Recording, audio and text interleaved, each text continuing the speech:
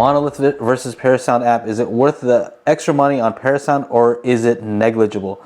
All right, so this is tricky. You know, you got a lot of the doubters out there. They're like, well, you know, your channel sponsor, one of your channel sponsors is Monoprice / Monolith, but then Parasound is a silver sponsor at the AV Summit. What am I gonna do? What are you gonna do? I told you this question is for you. Scary. You know, I'll tell you. I even told Joe Finn, I'm like, you know, honestly, like I can't tell a difference. I can't tell a difference in sound, but that doesn't mean that I don't look at the Parasound like, I like having it. You know what I mean? It's like a weird thing.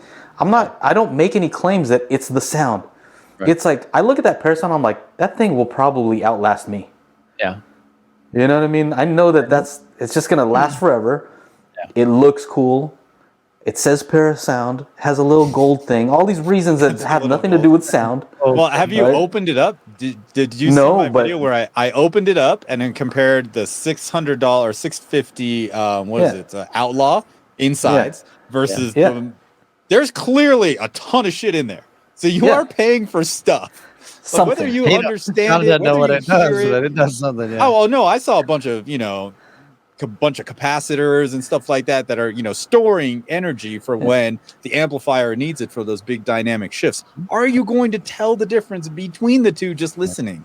I don't think But they're different platforms too, right? So maybe the other one doesn't need all those capacitors because it's using a different topology. Right. And so I don't know. I don't know what all those things do specifically. I'm not an amp guy. But can I hear a difference? No.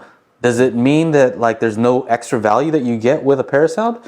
You know, maybe their support is better. Maybe it'll last longer. I don't know. You know, I didn't have them long enough to be able to tell the difference.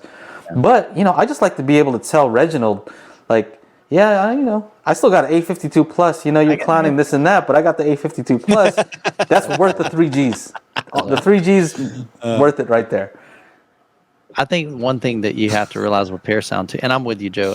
I've owned a bunch of different amps over the years, and I doubt very seriously if we did some A/B comparison, I'd be able to go, oh yeah, that's definitely the Parasound, that's definitely the Monolith.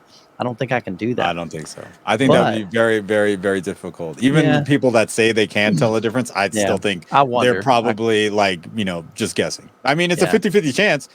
But even if you don't know, you could guess right. Here's what I have to say about Parasound that is probably, a great benefit for the most part. That's all they do is make amplifiers, period.